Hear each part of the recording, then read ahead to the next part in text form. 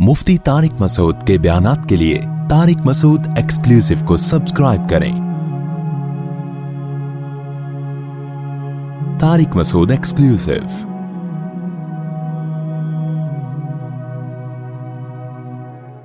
मौत, जिंदगी, बीमारियां, खुशियां, ये सब हमारी लाइफ का हिस्सा हैं। इनको बहुत ज्यादा वैल्यू नहीं देनी चाहिए। जिंदगी की पूरी कोशिश करनी चाहिए कि हम जिंदा रहें, अल्लाह की बहुत बड़ी नेमत है, लेकिन तैयार हर वक्त मौत के लिए रहना चाहिए। इंसान किसी भी टाइम, कोई भी, कभी भी मर सकता है। बस ये अपने बारे में भी अकीदा रख के बैठ जाएं। जब कब्रिस्तान से गुजरे ना तो थोड़ी देर ठहर जाया करें, वहां पे मुर्दों को देखें, अंधेरों को देखें। कब्रिस्तान रात में जाने में ज्यादा इबरत होती है। कल एक साहब कहने लगे, मैं कब्रिस्तान से गुजर रहा था रात को, मुझे तो बड़ा खौफ आया। मैंने कहा ये तो कुछ भी नहीं है भाई, ये तो अंदर की जो पोजीशन है ना, वो इससे बोलो भाई, ऊपर जो तुम्हें खौफ आ रहा है तो कुछ भी नहीं है। असल तो प्रोग्राम कहाँ हो रहा है? जो डराने हो रहे हैं ना प्रोग्राम, वो अंदर हो रहे हैं। और जो कब्र खोल के देखो ना, तो उसमें कह रहे थे, हाँ वो मुझे कह रहे थे कि मुझे एक हड्डी नजर आई इतनी बड़ी, घुटने की, टांग की, एक इंसान की ना कब्रिस्तान में, यही वाला। तो वो कहने लगे यार ये हड्डी ना पूरी उसकी, ये घुटने से लेके नीचे तक। तो मैंने और डरा दिया। रमजान था, हमने कहा भी थोड़ा सा खौफ का है, तो हमने और डरा दिया उसको। हमने कहा देख लो, ये आदमी सुबह सुबह नहा धो के कोट टाई लगा के ऑफिस जाया करता होगा। अब मुझे क्या पता कोई रिक्शे वाला था, टैक्सी वाला था, या कोई बहुत बड़ा ऑफिसर था, लेकिन ऑफिसरों का भी हाल बहरहाल होता तो यही है ना। तो मैंने कहा ये सुबह सुबह नहा धो के कोट टाई में परफ्यूम लगा के अपनी लैंड क्रूजर में बैठ के जाता होगा। और अब क्या हाल हुआ है, उसकी हड्डी निकाल के लोग दिखा रहे हैं कि ये कब्रिस्तान से क्या निकली है। वो है भाई, बोलो भाई, हड्डी। कल हमारा भी यही हाल होगा। और ये तो अभी अच्छी कंडीशन में है, हड्डी से पहले क्या हाल था, जब लाश में कीड़े पड़ते हैं और सड़ती है लाश और फूलती है और फटती है। 2 मिनट में इंसान की औकात पता चल जाती है, ये है क्या, ये फन्ने खान बना फिर रहा था। और अब कैसे दफनाते हैं ना लोग, बदबू ना आ जाए लाश में, इसको दफनाओ जल्दी, मिट्टी डालो इसके ऊपर। थोड़े दिन तक उसकी हिफाजत होती है कब्र की, उसके बाद भूल जाते हैं। और गोरकन इसका ऐसा फायदा उठाता है एक एक कब्र में। ये तो क़यामत के दिन जब पापोश के कब्रिस्तान से और ये मोहम्मद शाह के कब्रिस्तान से जब मुर्दे उठेंगे, तो पता चलेगा कि आधी आबादी तो एक ही कब्रिस्तान से उठ रही है।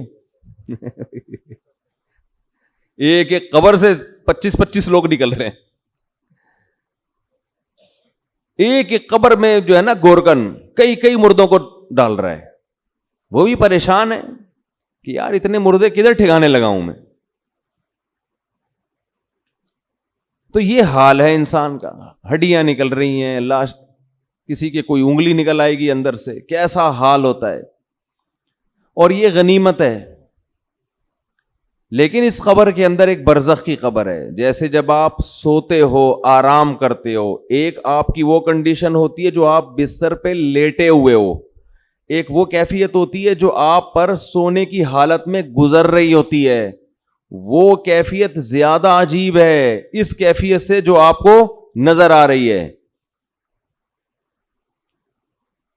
कुरान कहता है फिरौन की एक लाश वो है जो तुम्हें अजाइब घर में नजर आ रही है, वो भी इबरत की बात है।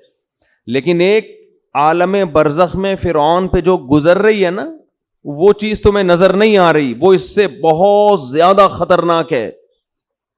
अन्नार युरदूना अलैहा गुदुव्वन व अशिया, वो आग है जिस पर फिरौन को सुबह और शाम जलाया जाता है। वो जलने वाला मंजर मुझे और आपको नजर नहीं आ रहा, वो इससे ज्यादा डेंजरस है। तो बरज़ख की भी एक हयात है, बरज़ख की भी एक जिंदगी है। कब्रिस्तान के नीचे आग भी है और अल्लाह ने जन्नत के बागात भी रखे हैं उसमें, जो मुर्दे के ऊपर जो कैफियत गुजर रही होती हैं। وہ اس سے زیادہ خطرناک ہے. ایک روایت میں آتا ہے آپ صلی اللہ علیہ وسلم نے فرمایا اگر تم قبر کے اندر کے حالات کو دیکھ لو تو مردوں کو دفنانا چھوڑ دو, یہ حال ہو جائے. تو دنیا کے بارے میں یہ تصور بٹھانا کہ یہ مسافر خانہ ہے, یہ دل لگانے کی جگہ نہیں ہے, یہ کھوپڑی میں بیٹھے گی, یہ بات دو کام کرنے سے, ورنہ یہ بات کھوپڑی میں بیٹھے گی نہیں. ایک تو روزانہ سوچنا چاہیے اور موت کا تذکرہ بار بار کرنا چاہیے, قبرستان بار بار جانا چاہیے. اس عمل سے انسان کو یہ احساس ہوتا ہے کہ میں دنیا میں رہنے کے لیے نہیں آیا. نبی صلی اللہ علیہ وسلم نے فرمایا کنت نہیتکم عن زیارت القبور فزورها فإنها تذکر الآخرہ, میں نے تمہیں قبرستان کی زیارت سے منع کیا تھا. لوگ پہلے بدعتیں کرتے تھے, وہاں شرک ہوتا تھا. فرمایا اب تمہیں اجازت دے رہا ہوں اس لیے کہ قبرستان جانے سے آخرت کی یاد تازہ ہوتی ہے, احساس ہوتا ہے کہ کل ہم نے بھی لیٹنا ہے یہاں پہ. دوسرا کام جس سے دنیا کی محبت کم ہوتی ہے وہ ہے اللہ کی راہ میں مال خرچ کرنا. خرچ کرنے کا جذبہ پیدا کرنا چاہیے.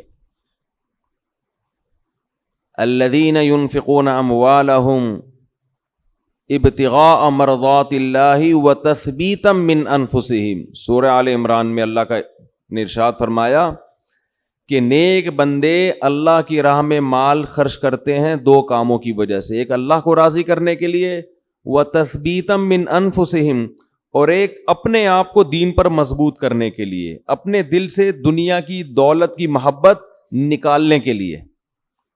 یہ جو نوٹ ہوتے ہیں نا, نوٹ کڑک کڑک,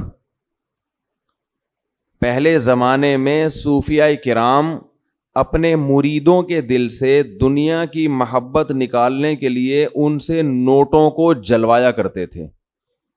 اب آپ نہ جلائیں, یہ ٹھیک عمل نہیں ہے, پہلے ایسا علاج ہوتا تھا. جی جلائیں گے بھی نہیں صحیح ہے. تو وہ ایسے جلواتے تھے. ہمارے حضرت پورا وہ بتایا کرتے تھے نا کہ جیسے 5,000 کا کڑک نوٹ لیا, اب جان اٹکی ہوئی ہے نا اس 5,000 کے نوٹ میں, تو ادھر سے آگ لگائی نا کنارے سے, آہستہ آہستہ, ایک دم سے نہیں جلا دیا, آہستہ آہستہ جل رہا ہے, اور اس کو جلتے ہوا دیکھیں تو وہ ادھر جلے گا, ادھر اندر سے کیا جلے گا, دل. تو جب دل اندر سے جلے گا نا تو جلنے سے جراثیم آپ کو پتہ ہے کیا ہو جاتے ہیں, ختم. تو دل کے اندر جتنے وہ نوٹوں کی محبت کے جراثیم تھے اور محبت کے جو گٹر ابل رہے تھے وہ آہستہ آہستہ ختم. یہ کام آپ نہ کریں, یہ جائز بھی نہیں ہے. لیکن پہلے بعض صوفیہ کرام یہ کروایا کرتے تھے تاکہ اس کے وہ پہلے پتہ ہے کیسے اصلاح ہوتی تھی, مرید کو دیکھتے تھے اس کمبخت کی بیماری ہے کیا. شیخ ٹریس کرتا, آبزرو کرتا تھا کہ اس میں مسئلہ ہے کیا. وہ کہتے تھے یہ نماز تو پڑھتا ہے, یہ جناب رشتہ داروں سے بھی اچھا سلوک کرتا ہے, سب کچھ ٹھیک ہے, لیکن اس کے اندر فالٹ یہ کہ یہ نوٹوں سے بہت زیادہ محبت کر کے بیٹھا ہوا ہے, اس کو پیسوں کا نقصان برداشت نہیں ہوتا. پھر شیخ اور مرشد یہ کرتے تھے اس کے دل سے پیسے کی محبت نکلواؤ. اب تو بہت سے شیخ, سب نہیں, اچھے تو ہر جگہ ہیں, بہت سے شیخوں کے دل میں جتنی پیسوں کی محبت ہوتی اتنی تو مریدوں کے دل میں نہیں ہوتی. وہ شیخ اپنے مرید کی جیب پہ نظر رکھ کے بیٹھا ہوتا ہے, کمبخت نے 6 سال ہو گئے آج تک ہدیے کے نام پہ 1 روپیہ بھی نہیں دیا ہے. آج خرچ کرنے کے جو فضائل بیان کیے جاتے ہیں اس کا مطلب ہوتا ہے مجھے دو. صحیح ہے نا, کیا مطلب ہوتا ہے؟ جب بڑا بھائی چھوٹے کو سمجھا رہا ہو یا چھوٹے بڑا کو سمجھا رہا ہو کہ اسلام میں خرچ کرنے کی بہت فضیلت ہے, تو اس کا مطلب ہے مجھے پیسے دو. اس کا مطلب کیا ہوتا ہے؟ مجھے پیسے دو. بیوی شوہر کو جب سمجھا رہی ہوتی ہے کہ انسان کو سخی ہونا چاہیے, کھلا ہاتھ ہونا چاہیے, اس کا مطلب پیسے نکالو. شوہر بیوی کو جب سمجھا رہا ہو قناعت اسلام میں بہت زبردست چیز ہے, اتنا مت ہاتھ پھیلاؤ کہ کل قرضہ لو, اس کا مطلب ہوتا ہے مجھ سے پیسے مت مانگو, 5 روپے بھی نہیں دوں گا میں تمہیں. تبھی تو نصیحت کا اثر نہیں ہوتا نا. کیا خیال ہے بھائی؟ نصیحت کا اثر ہی نہیں ہوتا. اپنے لیے سخاوت ہونی چاہیے, دوسرے کے لیے قناعت ہونی چاہیے. ہمارے ہاں معاملہ کیا چل رہا ہے؟ الٹا. تو قرآن کہتا ہے کہ ہمارے نیک بندے اللہ کی راہ میں مال خرچ کرتے رہتے ہیں تثبیتا من انفسہم, اپنے نفس کی اصلاح کے لیے, اپنے دل سے دولت کی محبت نکالنے کے لیے. اپنے اوپر بھی خرچ کریں, اپنے رشتہ داروں پہ بھی. سب سے پہلا حق کس کا ہے؟ رشتہ داروں کا. آج اپنے اوپر خرچ کرنے کے لیے تیار نہیں ہے, حیرت اس پر ہوتی ہے. کنجوسی کی انتہا ہے یا نہیں ہے؟ پھر جو اپنے اوپر خرچ کرتے ہیں لوگ ان پہ انگلیاں اٹھا رہے ہوتے ہیں. اس کے پاس گاڑی کہاں سے آئی, اس کے پاس یہ کپڑے کہاں سے آئے, یہ کہاں سے آیا, وہ کہاں سے آیا. بھائی ہر آدمی تو ضروری نہیں کہ کنجوس ہونا, بعض لوگوں کو اللہ دیتا ہے تو وہ خرچ کرتے ہیں. آج اپنے اوپر خرچ کرنا بھی ایک مصیبت بن گیا ہے. عربی میں دو لفظ استعمال ہوتے ہیں, ایک ہوتا ہے شحیح اور ایک ہوتا ہے بخیل. بخیل کہتے ہیں جس کی جیب سے دوسرے کے لیے روکڑا نہ نکلے, اور شحیح کہتے ہیں اپنے لیے بھی نہیں پیسے نکلتے, وہ چائنا والوں کی طرح قبر میں لے کے جاتا ہے. وہ ملیشیا میں قبرستان ہے, وہاں کروڑ پتی لوگ جب دفن ہوتے ہیں تو دیگوں میں اپنے ساتھ پیسہ لے کے قبر میں جاتے ہیں. وہ آپ یوٹیوب پہ دیکھ لیں, ایسی بہت سی ویڈیو ہیں کہ پورے سونے چاندی کے ساتھ دفن ہوئے ہیں, بہت ہیں ایسی. ہمیں ہمارے نبی نے فرمایا صلی اللہ علیہ وسلم, دنیا مسافر خانہ ہے, میری مثال اس سوار کی طرح ہے کراکب استظل تحت شجرہ. ایک مسافر سفر کرتے کرتے درخت کے نیچے لیٹ گیا ہو, تھوڑی دیر سستانے کے لیے, آرام کے لیے, اس کے بعد اس نے موو کرنا ہے یہاں سے. بھائی ہم کروڑوں سال سے نہیں تھے, لاکھوں کروڑ, یہ دنیا بنے ہوئے تو پتہ نہیں کروڑوں سال ہو گئے. آدم علیہ السلام کو آئے ہوئے ہزاروں سال, نوح علیہ السلام 950 سال تو خالی تبلیغ کی ہے انہوں نے. ہماری اوقات کیا ہے؟ جمعہ 8 دن ہوئے ہم لوگ کو دنیا میں آئے ہوئے, اور جانے میں بھی تھوڑے دن رہ گئے ہیں بس. گھبرائے نہیں, آپ نے گھبرانا نہیں ہے.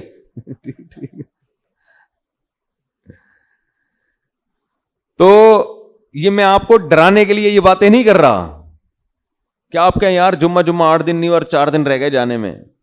یہ حقیقت ہے. تو موت سے ڈرنے کا فائدہ نہیں ہے, موت سے دوستی لگانے کا فائدہ ہے. دیکھو جس ڈاکو نے پیچھا کرنا ہی ہو, آپ کسی محلے میں رہتے ہیں, آپ کو پتا چل گیا یہاں ایک بندہ میرے پیچھے پڑا ہوا ہے, میری ہاتھ دھو کے مارے گا وہ مجھے, یا مجھے پکڑے گا, تو آپ محلہ تبدیل کر لو گے. کیا خیال ہے کہ بھائی اس دہشت گرد کو تو محلے سے نکالا نہیں جا سکتا, خود ہی محلہ تبدیل کر لو. جیسے ہی آپ نے محلہ تبدیل کیا وہ دوسرے محلے میں پہنچ گیا, پھر وہ آپ تیسرے محلے میں گئے, وہ وہاں پہنچ گیا. اب آپ بھاگ بھاگ کے تھک گئے مگر وہ آپ کا پیچھا نہیں چھوڑ رہا. تو پھر آپ کیا کرو گے؟ وہی کرو گے جو امریکہ افغانستان میں کر رہا ہے, مذاکرات کی دعوت دو گے. آپ کیا کرو گے؟ بولو بھائی. قطر مذاکرات ہوں گے. یار بیٹھو آؤ, وہ تو کہہ رہے تھے 20 سال پہلے یہ کر لیتے ہیں مذاکرات, لیکن چلو دیر آئے درست ہے. وہ کہے گا آؤ بیٹھو مذاکرات کرتے ہیں. تو آپ بھی یہی کرو گے نا اس ڈاکو کے ساتھ کہ بھائی تمہیں کیا مسئلہ ہے, میری جان کے پیچھے ہاتھ دھو کے کیوں پڑ گیا ہے, آؤ بیٹھو, پیسے چاہیے, کیا چاہیے تمہیں. تو آپ مذاکرات کے ذریعے کمپرومائز کی بولو کوشش کرو گے کہ یار اس سے جان چھڑانا مشکل نہیں ہے, فل ٹینشن ہے یہ آدمی, بیٹھ کے کچھ ٹاک شاک کر کے, کچھ باتیں کر کے, کچھ دوستی لگاتے ہیں, دشمنی ختم کرتے ہیں. آخری نتیجہ یہ نکلے گا کہ نہیں نکلے گا؟ تو قرآن کہہ رہے کوئی عام ڈاکو تمہارے پیچھے کیا لگے گا, انما تکونوا یدرککم الموت, موت جیسے تمہارا پیچھا کر رہی ہے نا, پیسے دنیا میں پولیس کسی کا پیچھا نہیں کرتی, سمجھ رہے ہیں, وہ بھی ایک وقت کے بعد آ کے چھوڑ دیتی ہے. موت ایسا پیچھا کر رہی ہے, یدرککم الموت, قرآن کہتے ہیں موت ایسے پکڑے گی تمہیں, آ کے ادراک کرے گی تمہارا. وہ جس دن سے پیدا ہوئے ہیں اسی دن سے پیچھے پڑی ہوئی ہے, اور اس نے بہت کوشش کی ہم کو قبر میں اتارنے کی. بچہ جب پیدا ہوتا ہے کئی حادثات اس کی زندگی میں آتے ہیں, بچ جاتا ہے, کئی بیماریاں حملہ کرتی ہیں, بچ جاتا ہے. جوانی میں آتا ہے, کئی دفعہ حادثے ہوتے ہیں, بائک سے گرا, ایکسیڈنٹ ہوا, یہ ہوا, وہ ہوا, بچ گیا. وہ تو اس وقت سے اڑنگیاں دینے کی کوشش کر رہی ہے. اڑنگی سمجھتے ہیں, جب ہم اسکول جاتے تھے نا تو ایک دوسرے کو اڑنگی دیتے تھے ہم. اب تو بچے اسکول بھی ایسے تمیز سے جا رہے ہیں, تمیز سے آ رہے ہیں, کوئی نہ اڑنگی نہ کوئی شرارت, تو ان میں کوئی صلاحیت ہی پیدا نہیں ہو رہی. ایسے ممی ڈیڈی ٹائپ کے بچے نکل رہے ہیں.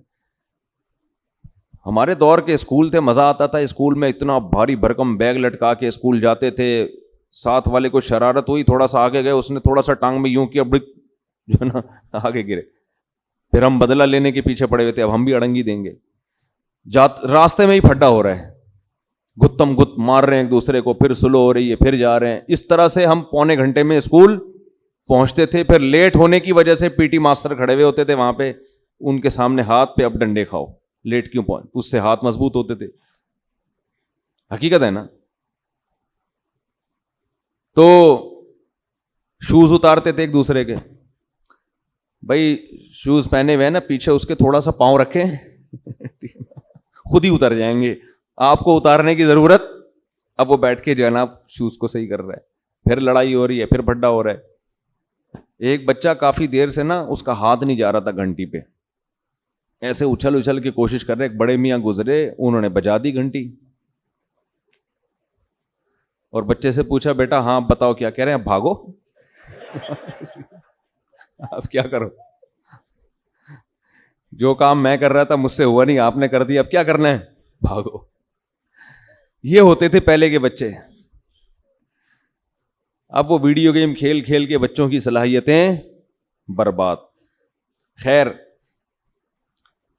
تو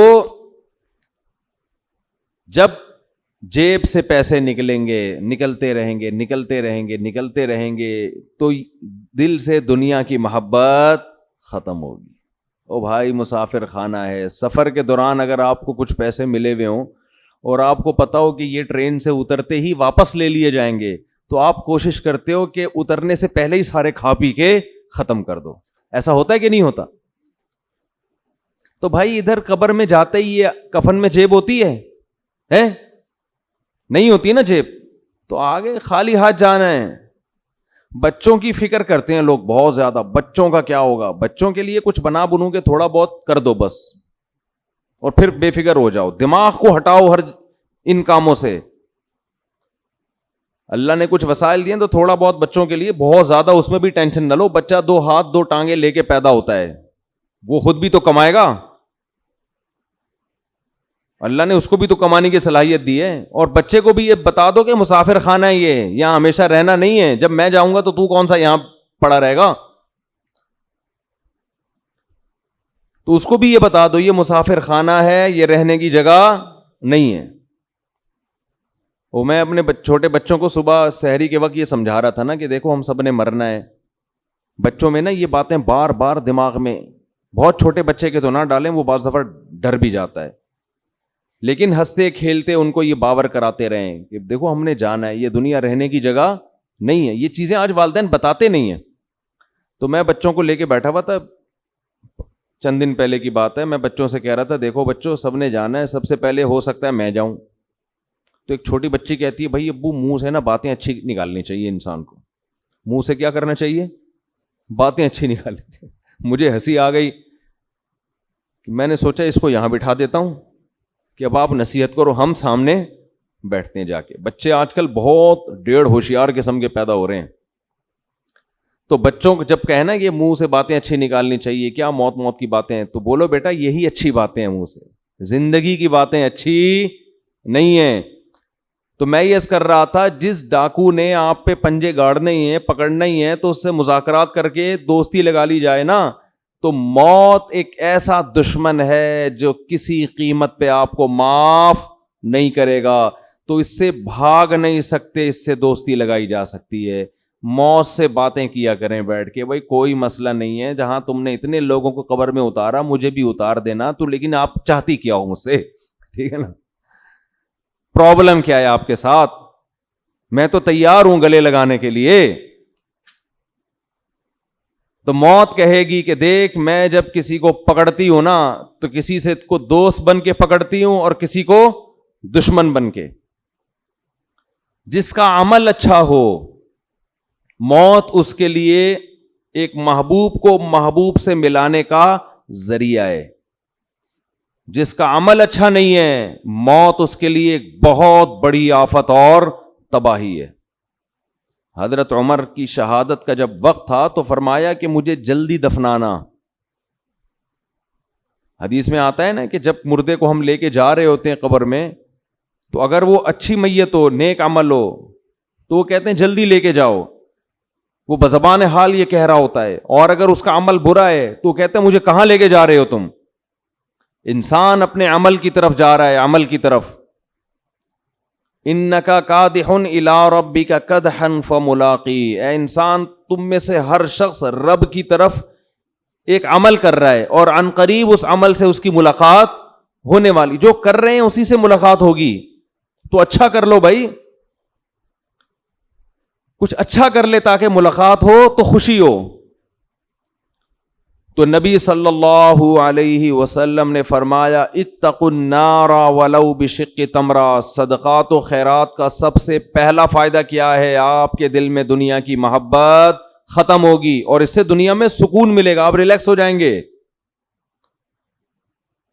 دیکھو کسی کو کسی سے عشق ہو گیا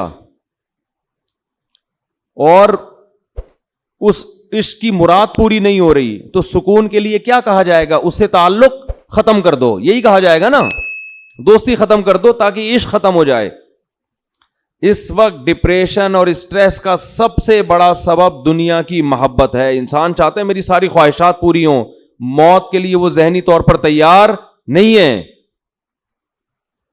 تو اس کا حل یہ کہ اس محبت کو ختم کرو. مسافر خانہ بول بول کے ختم کرو. مسافر خانہ ہے بھائی، مر جائیں گے، آج نہیں تو کل مریں گے. وہ فلاں مر گیا تو اللہ مغفرت فرمائے، سب نے مرنا ہے بھائی. بس تو مر گیا تو کیا ہوا؟ آج کل ہم نے مرنا ہے، کل آپ نے مرنا ہے، سب نے مرنا ہے. قبرستان تو ایسے ہی آباد ہوں گے. اصل تو ہماری وہ 6 فٹ کی، دیکھو راحت اندھوری کا شعر میں نے لائیو سنا تھا. 2 گز صحیح لیکن میری ملکیت تو ہے، اے موش تو نے مجھ کو زمیندار کر دیا، او کما قال. کہ 2 گز صحیح ہے اور میری ملکیت تو ہے نا. تو یہ شعر میں نے سنا، اور ابھی راحت اندھوری کہاں ہے؟ اسی 2 گز کی زمین میں. جب وبا آئی تھی کرونا کی تو راحت اندھوری کا شعر آیا تھا کچھ اس وبا کے بارے میں، اور اسی وبا سے راحت اندھوری کا انتقال ہوا کرونا میں. سمجھتے ہیں کہ نہیں؟ تو آدمی بتا رہا ہوتا ہے اور لیٹا ہوا ہوتا ہے قبر میں، تو سب مر مر کے بھر رہے ہیں قبریں، جا رہے ہیں دنیا سے. تو اس کا استحضار کرنا چاہیے، اور دل سے دنیا کی محبت نکالنے کے لیے وہ نوٹ خرچ کریں جس پر آپ کا دل سب سے زیادہ اٹکا ہوا ہو. سمجھتے ہو؟ حدیث میں آتا ہے کہ سب سے افضل صدقہ وہ ہے کہ جس میں صدقہ کرنے کا دل نہیں چاہ رہا ہو. بات آ رہی ہے سمجھ میں؟ صدقہ کرنے کا، بولو بھائی، دل نہیں چاہ رہا ہو، وہ نکالو جیب سے. اور صحابہ یہ بھی پوچھتے تھے کہ کہاں خرچ کریں. نبی نے فرمایا، ہاں پہلا فائدہ میں بتا دوں کہ دل کی اصلاح ہوتی ہے. دوسرا فائدہ، ذہن کو سکون ملتا ہے، ڈپریشن اسٹریس ختم ہوتی ہے. تیسرا فائدہ، اللہ کا غضب ٹھنڈا ہوتا ہے. گناہ انسان سے ہو جائے اللہ غضبناک ہوتے ہیں. آپ نے فرمایا آگ سے بچو، اگرچہ کھجور کا ایک دانہ صدقہ کر کے ہی ہو. کچھ نہ کچھ کرو صدقہ تاکہ اللہ کا غضب کیا ہو؟ ٹھنڈا ہو. تو بہت سارے ہیں. رمضان میں چونکہ نبی سخاوت کا دریا بنا کرتے تھے تو رمضان میں زیادہ کرنا ہے. کرنا کہاں ہے؟ یہ بہت اہم سوال ہے. سب سے پہلا حق اسلام نے آپ کے غریب ترین رشتہ داروں کا بنایا ہے. آج کل غریب لوگ مارکیٹ میں اویلیبل ہیں نہیں. پہلے میں یہ بتا دوں، آپ غریب تلاش کرنا مشکل کا ہیں، لیکن اتنے آسانی سے نہیں ملتے، اس میں فراڈ ہی زیادہ ملتے ہیں. تو اگر رشتہ داروں میں کوئی واقعی مستحق ہے تو جنت کمانے کا اس سے بہتر موقع آپ کے پاس نہیں ہے. اور رشتہ داروں کو تو ویسے بھی ہدیے دے دیا کرو بھائی. بہن بھائیوں نے آپس میں پیسوں کے تبادلے چھوڑ دیے. دعوتیں ہو رہی ہیں جن کا کوئی فائدہ نہیں ہے. بلا کے اتنا قورمہ دیکھ پکا کے سب کو کھلا دیا. وہ پہلے اپنے گھر میں نہیں کھا رہا کیا بیٹھ کے؟ پیسوں سے جتنی حاجت پوری ہوتی ہے کسی کی، اتنی دعوتوں سے پوری نہیں ہوتی تو پیسے دو بھائی ان کو. رواج ہی ختم ہو گیا کہ بھائی اپنی بہن کو لفافے میں ڈال کے پیسے دے دے. اور رشتہ دار جو قریبی ہے نا, ان کے لیے مستحق ہونا ضروری نہیں ہے. مستحق تو زکوٰۃ کے لیے ضروری ہے, پھر ورنہ زکوٰۃ ادا نہیں ہوگی. ویسے صدقہ دینے کے لیے سامنے والے کا مستحق ہونا ضروری نہیں ہے. اپنے قریبی رشتوں کو آپ ہدیے کے نام پہ لفافے میں پیسے ڈال کے دے دیا کرو. یہ چیز ہمارے معاشرے میں ختم ہو رہی ہے. تہادوا تحابوا, آپ نے فرمایا ایک دوسرے کو ہدیے دیا کرو, اس سے محبت بڑھے گی. بجائے دینے کے کیا کر رہے ہیں, الٹا کھا رہے ہیں. تو سب سے پہلا حق کس کا ہے؟ قریب ترین رشتہ داروں کا, پھر دینی مدرسوں کا, پھر اور جو بھی اللہ نے آپ جو بھی خیر کے کام ہیں, ہسپتال ہیں جو اچھے کام کر رہے ہیں, کہیں بھی جہاں آپ کا دل کھٹکتا ہے. لیکن اتنی بات ضرور ہے کہ اللہ نے جیسے ایمان والوں کی یہ صفت بیان کی کہ یہ نماز پڑھتے رہتے ہیں, اسی طرح اللہ نے بتایا کہ ان کی جیب سے اللہ کے لیے پیسہ نکلتا رہتا ہے. اور یہ پیسہ آپ کی جیب سے نکل کے ضائع نہیں ہو رہا, اللہ کے بینک میں انویسٹ ہو رہا ہے, اللہ کی تجارت میں انویسٹ ہو رہا ہے. اللہ فرماتے ہیں کہ اللہ سخی ہے, وہ بہت زیادہ اس کو بڑھا چڑھا کے دے گا. اس کی مثالیں دی کمثل حبۃ, جیسے گندم کا ایک دانہ, اس میں آپ کو لاکھوں دانے نظر نہیں آئیں گے, لیکن آپ زمین میں بوئیں تو ایک ایک دانے سے کیسے لاکھوں دانے پیدا ہوتے ہیں. تو ایسے ہی اللہ مسلمان کے صدقات و خیرات کو پھیلاتا رہتا ہے اور بڑا کرتا رہتا ہے اس کو. اللہ سے دعا ہے کہ ہمیں اس جہنم کی آگ سے بچنے کی فکر میں اللہ صدقات و خیرات کی توفیق عطا فرمائے. اور زکوٰۃ کے مسائل علماء سے پوچھ کے عمل کیا کریں. وقت پورا ہو گیا. وما علینا الا البلاغ.